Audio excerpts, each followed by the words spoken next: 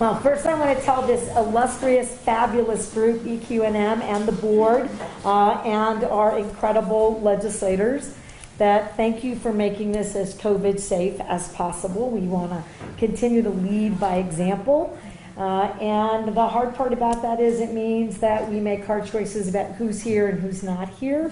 And so I want to thank you for helping to navigate that, because this executive order is a celebration about recognizing we should and can do more, that we have the ability to get information that allows us to use state government in a more effective way to make sure that services and strategies are being delivered so that this is the equality state, because we are clear about our gaps and our risks and our limitations, and the only way you can address those, and certainly the only way our policymakers and appropriators can, is if they know what those gaps are exactly, not just generally. And I'm very excited about this executive order and about this leadership. So for the press, let me just start by saying that I'm delighted to have EQNM and our legislative leaders here today.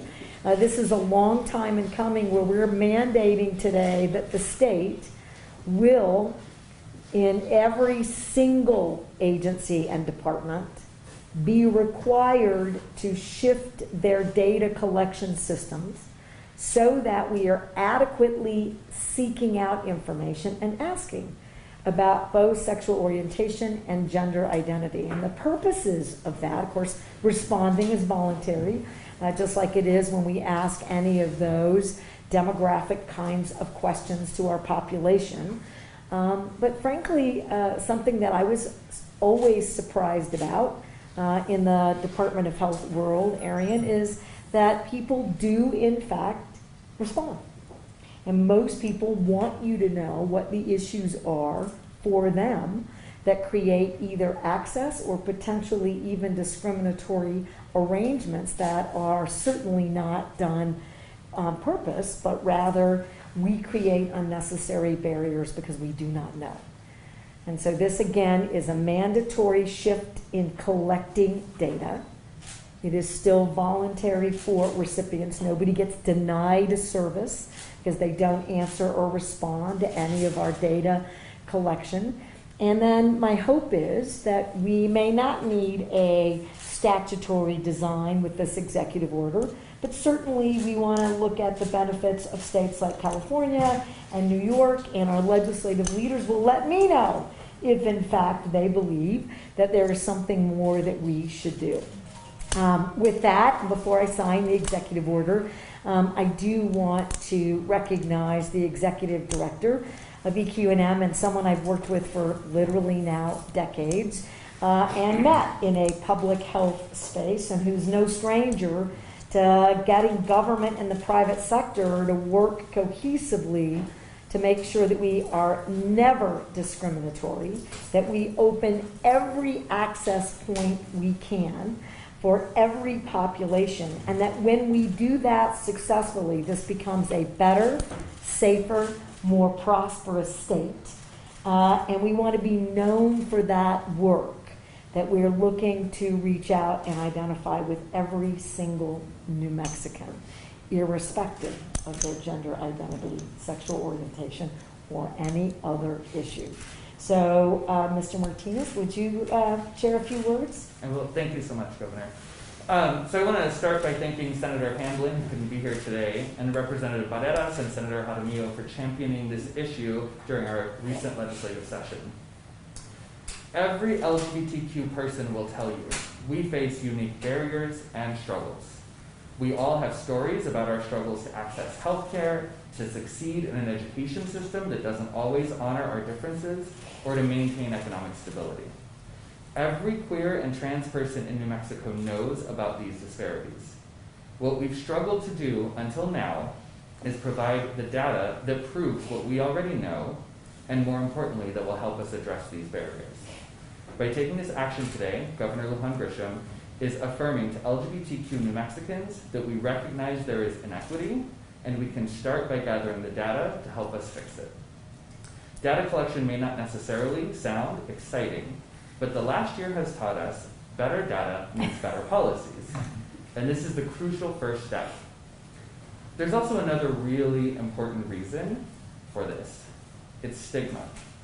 New Mexico will lead the nation in collecting this data, as the governor said. Being one of the first states in the country to do this will send a vital message to LGBTQ youth. You matter, and your whole identity is respected and affirmed in New Mexico. As the governor said, for decades, public health officials have asked questions about sexual orientation and gender identity in the context of STI and HIV prevention and treatment, which was critical to helping us slow the progress of that epidemic nationally. But by asking these questions only in this context, our identities as LGBTQ people only matter in the context of risk. We know that New Mexicans lead multifaceted lives, and our identities follow us into every one of those facets.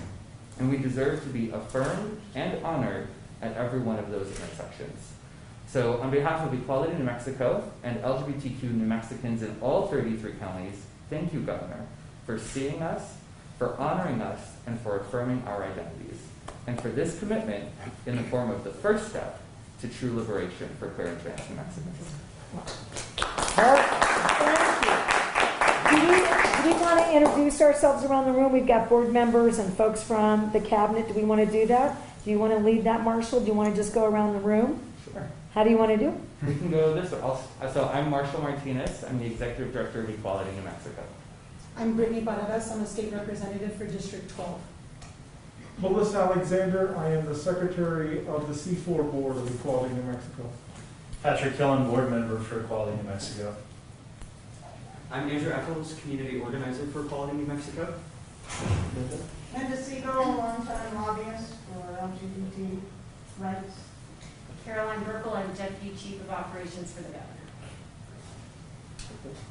My name is Victor Romero Hernandez. I'm a board member for the C4 organization.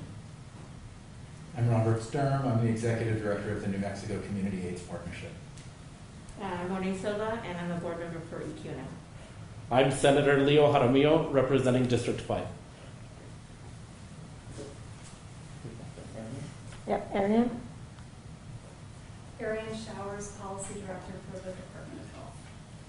Alex Castillo-Smith in the Office of the Secretary of the Human Services Department. Right, I think the rest is press. Why don't we, before we go to questions, and we'll do that after I sign this important executive order. Senator, do you want to say anything, add anything? Sure. Governor, I wish I could hug you right now. Because I am so thankful to your commitment to making New Mexico inclusive. And so as somebody who has grown up in the LGBTQ community, in a time when we didn't feel safe to say who we were and what we stood for, it means so much to me that you were brave enough to stand with us, to be an ally, and to be a champion for every New Mexican, to show that every New Mexican life matters. And even if it's collecting data, that data means so much to us, because it will turn into policy. It will help us to better understand our community, and I'm forever grateful and thankful for you, because you've stood up for us and you've protected us, and I'm very thankful. Thank you for giving us a state that's inclusive. You are welcome. Thank you so much, Governor. I would like to say that, first of all, I'm not as great of a speaker as Marshall or Senator Jaramillo. I want to say thank you. I'm honored to have worked with my sister, Senator Carrie Hamblin, on this really, really, really important policy. By collecting this data, it may sound, it's huge. It really is huge. We're bridging gaps that have been there for a really long time that, as Marshall mentioned, we all feel it. So I would like to just say thank you so much to you, Governor, for leading the way and for showing us all that we really do matter. Thank you. Well, I'm going to end with that. Thank you both to the legislators and the leadership in this room. New Mexico can continue to lead in so many ways to make sure this is a state that serves and adequately represents everyone. So with that, let's get my pen. And on this day,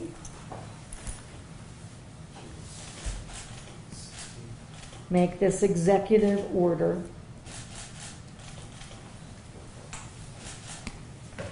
official. Yay!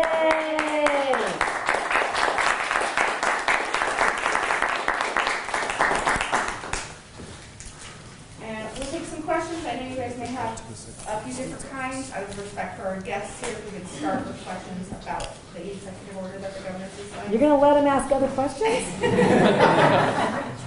have a question. Ready? Go right ahead. So I just wanted a little bit of a clarification. So obviously this is the first step, as you guys mentioned.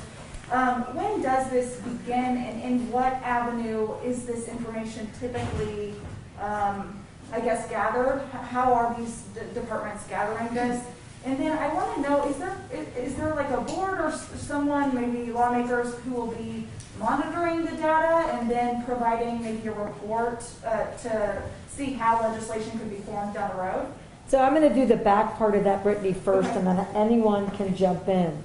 So the relationship between the legislative, as you're pointing out, I appreciate that, and the executive branch is exactly that. There is a policy relationship and an accountability aspect. They ask us for data all of the time. We provide them whatever data we have. Now, I have no doubt that we're going to have legislative inquiry, and the legislative finance committee in particular asking us to demonstrate what our requests are for services and issues if it can be backed by the data that we are collecting. So that will occur in that regard, and I don't know that we will memorialize this in the context of a state report, but all of the different departments have to report on this kind of data in part of their performance requirements already. Interesting idea that we might roll it all up into an equality report. And so I need to think about that. That's a good idea. We're not opposed to any of that. But already embedded in the executive order is they have to start including this in each of their department reports, how they measure themselves and how they make decisions and recommendations about expanding or defending current services. And two, think about every department is required to gather data about their recipients and potential recipients. So think about even motor vehicles department in terms of who's getting licenses and who isn't. Think about not just the public health environments in the infectious disease realm, but just think about their youth resiliency and well-being surveys now get amended. Think about aging. That never asked any of these questions, that really needs to think about, are they delivering services in an inclusive, meaningful way? So every department either has a voluntary survey related to services they provide, or they launch them in order to identify additional services. And we make it actually local government requirement as well, that if you're going to come to us for grants and services, we want to know that you can tell us about all the populations that you're going to be serving. So think of no wrong door, and think about now the state being required to amend all of our data gathering systems so that we include this. Anything you want to add? You covered it. Okay. Very well. All right. Yes. I realize this project is just starting, but can you give us maybe, you mentioned aging, but some other examples of how you see this working out in state government? And I am just thinking without having the data, but certainly in CYFD to identify and mitigate risk. I think about it in terms of how we might translate that data into much better training for foster families and social workers. Aging is certainly one of those examples. How we do curriculum in education, early childhood educators and childcare, making sure that we're inclusive and supporting families in ways that we may not have thought about before. Nobody ever thinks about the Department of Finance in this way, but they gather a ton of data. They're responsible for community investments. Are we making community investments and housing investments? The HSD, think about in terms of their relationship with the Department of Health, not just on income support and not just in SNAP and all the other myriad of benefits, but are we putting services and healthcare related services that meet the needs if you're being inclusive? And I will tell you that we believe we aren't in a way that we could, and we can be much more strategic about that by having access to the data. And those are parks. Think about energy and minerals. I mean, I can't actually, if you gave me a second, I could give you examples related to every single department that could arrange how they respond to the state and their communities in a better way, because it's reflective of the people that we intend and should be adequately serving. Yeah, sure. The thing is that there are LGBTQ folks in every community, whether we're looking at communities defined by age or location in the state or ethnic and racial background or any other category. So it makes sense that we add this to the other questions we're asking, so that if we're trying to make sure that we're serving well a particular community, we're also serving the LGBTQ folks in that community. And we're teaching professionals, right, to be as inclusive and to really understand that in real time with the data that we're collecting from individuals that we are inadequately serving or serving effectively, so we know to maintain those efforts. And certainly that, when I was the secretary, that's very valuable information about your teams. You guys don't seem to be in the celebratory mood. This is really good stuff. It's feeling very Monday-ish to me. Morgan, did you have one on the email, or are you good? I was just trying to, if anybody has other examples of data they're really eager to see, it might help us illustrate, what the outcome might be. I'll say that, as the governor mentioned, the CYFD data is going to be extremely helpful, right? And I think that identifying potential risks when queer and trans youth enter the CYFD system, and then also just thinking about foster parents who are same-gender couples or adoptive parents that are, by virtue of just asking the question, I believe that a lot of queer couples probably sign up to become foster parents, adoptive parents. And then also just by virtue of asking this question, we're saying to those folks who have thought about it or maybe have a friend who's thought about it, like, we see you and we welcome you in this system, right? We see you and welcome you as foster parents, as adoptive parents. And so I think for EQ&M, for me, obviously, all the Department of Health data, HSC data, but I'm really excited to see whether or not my gut feeling is right, which is that queer folks especially sign up at really at much higher rates, I think, to be foster parents, to be adoptive parents, to care for a member of our family, any of those situations. So for me, that's the most exciting, I think. Well, I think if you really look at us as a community, we've never been asked who we are, ever. And so it's up to us to tell people who we are as a community and educate the community about LGBTQ issues. Now we can feel that we're in a safe space where we can say who we are because we can check a box. Because now we're included in a conversation and in data collecting that will then help in any ways we might not even see or think of, how that data could help shape New Mexico, not only by protecting the LGBTQ community, but better services and how we could be a stronger community to better help New Mexicans, because we are New Mexicans. And so I think it's a way on how we feel included, and in a way on how we can educate and how we can show how we're committed to helping New Mexico move forward. And I'll give you one more for me. I'm very interested in how this data will translate through veteran services. There's a ton of specialty service requirements that I don't know that we get to, not because we don't think that we should, and not because we aren't intending, but without real data about how to deliver that and then how to evaluate how successful those services are. The veterans community, I think, traditionally still feels very excluded and at higher risk, and I would love to see that translated into better services at the Veterans Hospital, which is federally operated, but we should be weighing in about whether or not they're meeting the needs of their patient community and their families. Actually, I'll add one more, and that is that we take the census every 10 years, and it has shifted, but in the most recent census, it didn't count people, I wasn't asked my sexual orientation. If I wasn't engaged in a same-gender couple, then I wasn't counted as a queer person. And so just by virtue of collecting this data across state departments and agencies, we might be able to get just a better picture overall of how many of us exist in New Mexico.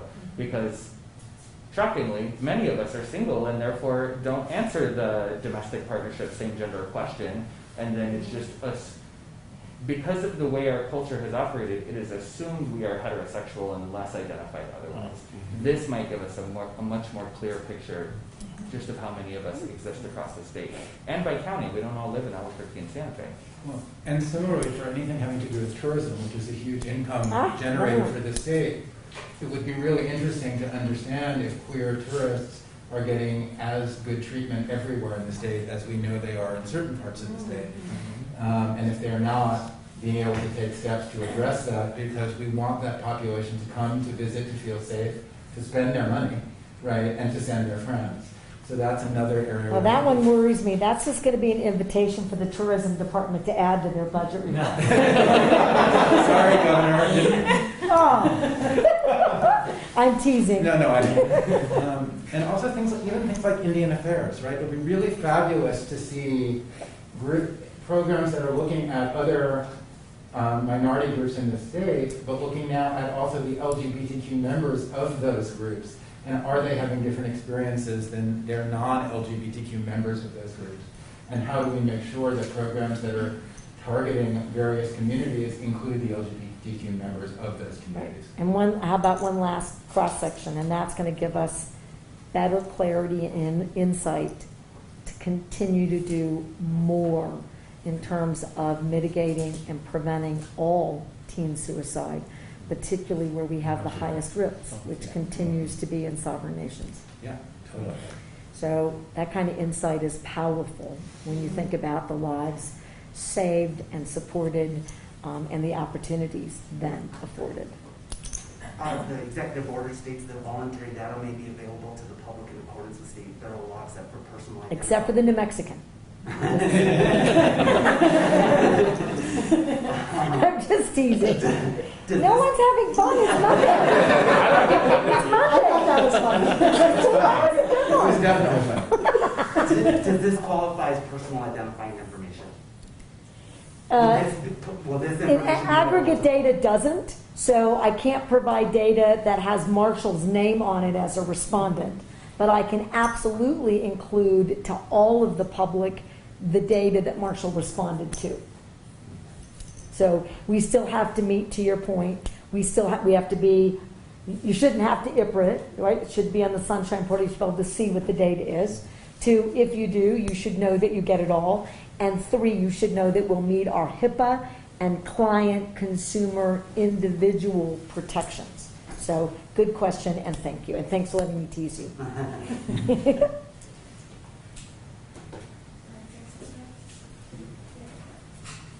29 states have child access prevention laws, but when it comes to firearms, New Mexico isn't one of them. With multiple bills getting shot down in recent years, the time New Mexico gets a gun store and safety law, especially after prior shooting.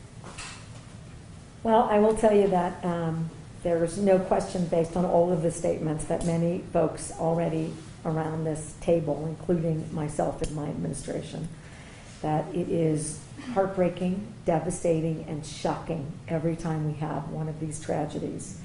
And there are far too many in this country and in this state.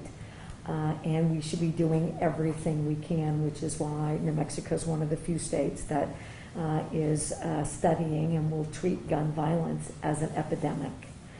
I think that you should expect to see a pretty robust crime package that will be supported on the governor's call in the next 30-day session. It really looks at what are we doing to safeguard our schools and our communities, and what are we doing to hold individuals who shouldn't have access to firearms or who are using firearms in the commission of a crime accountable. And there are lots of legislators on both sides of the aisle. I will say that I'm very proud that New Mexico is becoming more bipartisan in that regard than a whole lot of states that are divided between accountability, so crime package, to prevention, which is studying and making sure that we're clear about particularly underage, so kids having access to firearms, which is exactly the harshest part of this situation is, how does a 13-year-old get a gun? How do we have a 13-year-old from a family who has not followed the law related to firearms? And we have to be accountable. And what are we going to do also about some of our law enforcement officials who, as we get more data, and another legislature's looking at this, and I expect them to, is, are we doing what we're supposed to be doing, enforcing locally our background checks, our domestic violence requirements, our risk protection orders? And I'm guessing that it's different community to community, and it should not be, because these are state laws that have to be enforced. But I think in answer to your question, I think this is going to be a legislative session where that becomes a cornerstone of the work that we get done early. And we have to keep doing everything we can so that every New Mexican gets their constitutional right to be safe in their schools and community. But we are devastated by what happened. And our condolences to the families and everyone affected by that tragedy. Yep. Just a quick other question on the crime fighting front. Obviously, we've got some information today about patrols in Albuquerque with state police. Just broadly, can you tell us why that is necessary and why you guys acted to make this happen? Well, a couple of things. So we've been calling it a tactical response. I mean, no disrespect from this, but folks that have sort of labeled that a surge.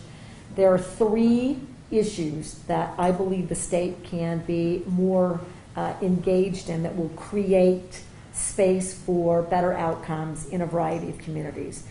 Number 1, there are not sufficient law enforcement officers, including in the state police, right? It's one of the reasons that we are going to be launching a legislative initiative that is a sizable request. This is really good lobbying. A sizable request so that we can get 1,000 officers and have a strategy to get that done as quickly and efficiently as you can.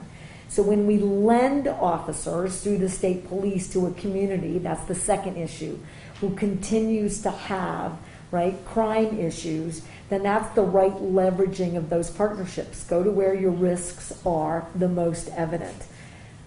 That's one. We have officers. We need more, but we have some. So we're adding to the presence of public safety. 2, we have some crime issues in Albuquerque that I don't think anyone around this room would argue aren't serious and require as much attention as possible in a partnership.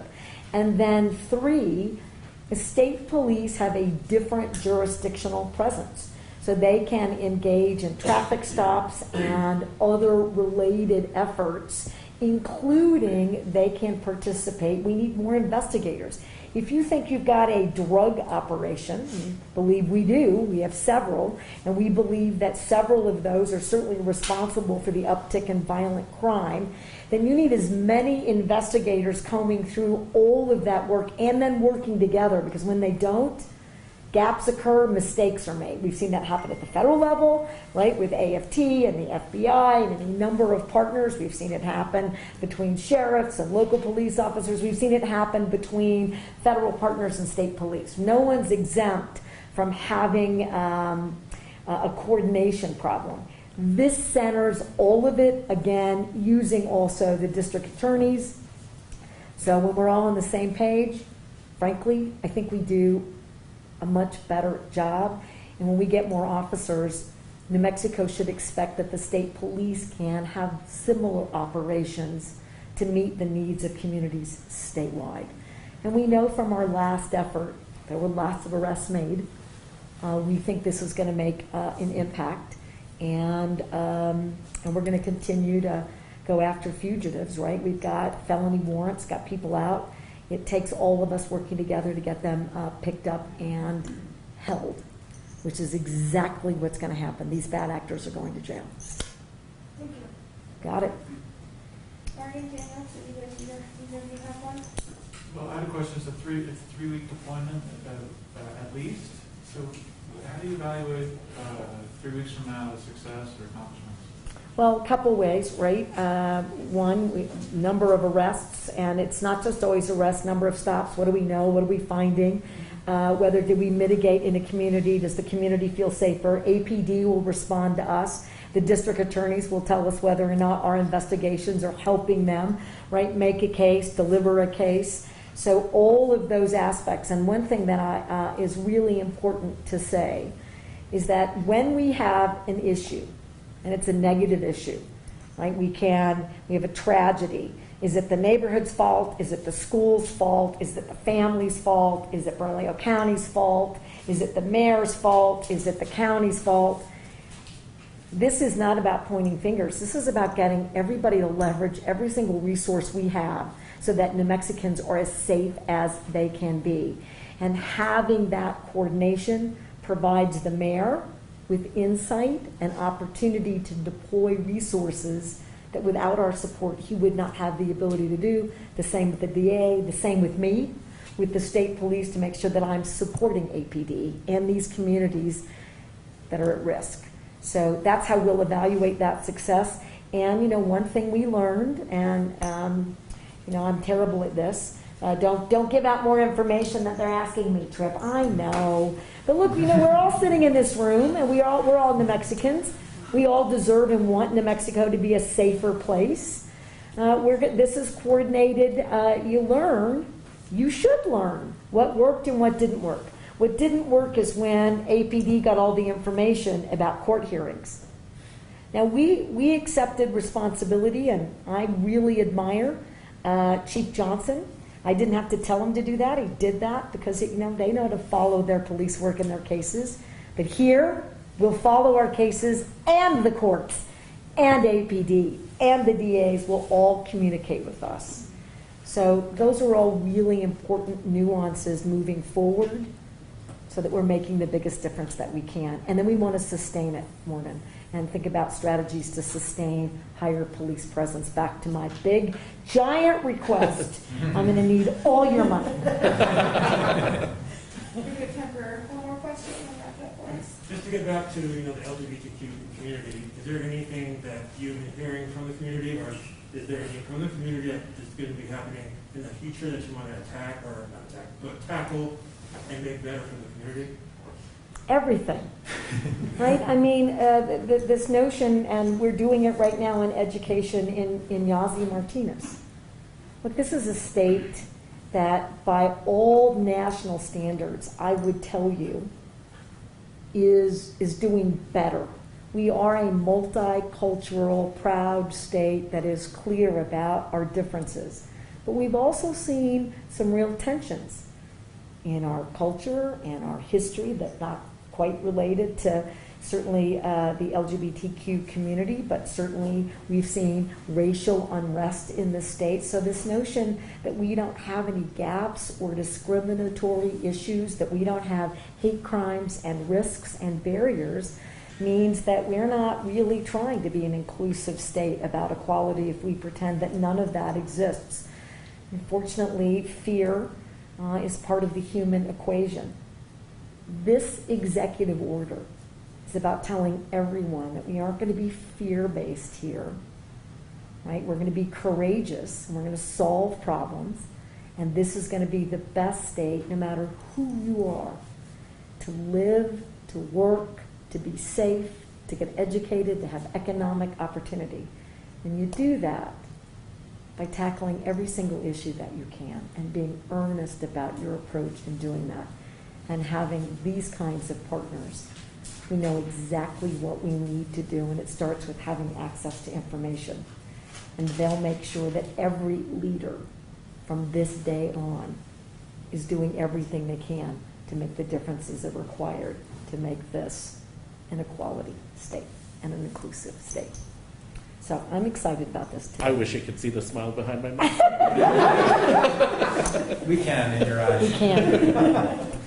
All right, well, congratulations to all of us.